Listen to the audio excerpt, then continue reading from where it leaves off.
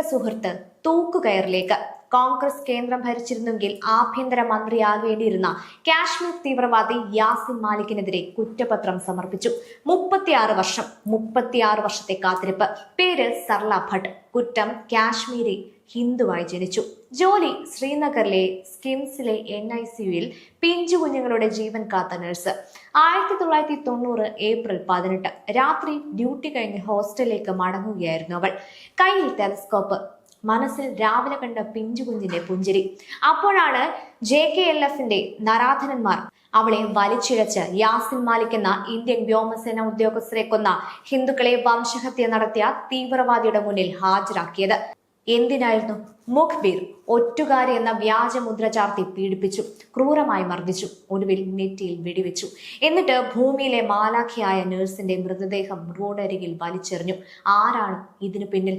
Yasin Malik, JKLF തലവൻ. യാസിൻ മാലിക്കാണ് 4 വ്യോമസേനാ വീരന്മാരെ 1990 ജനുവരി 25 റാവൽപോരയിൽ വെടിവെച്ചു കൊന്നത്. ഇവനെയാണ് കോൺഗ്രസ് പ്രധാനമന്ത്രി മൻമോഹൻ സിംഗ് 2006 സമാധാന ചർച്ചയ്ക്ക് ക്ഷണിച്ചത്. ഇവനെയാണ് അരുന്ധതി റോയ് ഗാന്ധിയൻ എന്ന് വാഴ്ത്തിയത്, റോൾ മോഡലാക്കിയത്.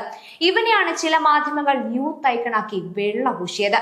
ഇവനെയാണ് ഇന്ത്യൻ പാസ്പോർട്ടിൽ പാകിസ്ഥാനിലേക്ക് അയച്ച് അവിടെ ചെന്ന് ഹാഫിസ് സയ്യിദിനെ കെട്ടിപ്പിടിക്കാൻ. 36 വർഷം ഈ കേസ് ആരും തൊട്ടില്ല. ഫയലുകൾ പൊടി പിടിച്ചു കിടന്നു.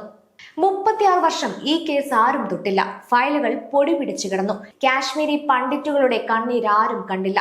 പക്ഷെ ഇന്ന് JK സിയ 737 പേജ് കുറ്റപത്രം സമർപ്പിച്ചു. Master mind Yasin Malik. എന്തുകൊണ്ട് ഇന്ന്? കാരണം ഡൽഹിയിൽ ഭരണം മാറി. 1990 കൊല്ലപ്പെട്ടത് സർല ഭട്ട് മാത്രമല്ല, കൊല്ലപ്പെട്ടത് നീതിയാണ്, കൊല്ലപ്പെട്ടത് മനുഷ്യത്വമാണ്.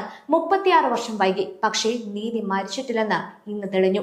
സർല ഭട്ടിന്റെ ആത്മാവിനോട്, മോളെ നീ മരിച്ചിട്ടില്ല, നീയാണ് ജയിച്ചത്.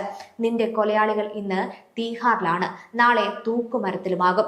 കാശ്മീരി പണ്ഡിറ്റുകളോട്, ഇന്ത്യയിലെ 1ാമത്തെ പ്രധാനമന്ത്രി പണ്ഡിറ്റ് ജവഹർലാൽ നെഹ്റു തങ്ങളുടെ ജാതിക്കാരനാണ് സംരക്ഷിക്കുമെന്ന് വിചാരിച്ചു RSS എന്ന സംഘടനയെ അകറ്റി നിർത്തിയത് തെറ്റായി എന്ന് പലവട്ടം നിങ്ങൾ പറഞ്ഞു.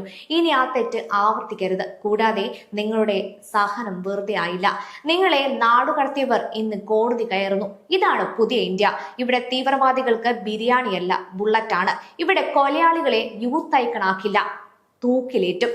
നീതി വൈകും, പക്ഷേ നിഷേധിക്കപ്പെടില്ല. കാരണം ഇത് മോദിയുടെ ഇന്ത്യയാണ്.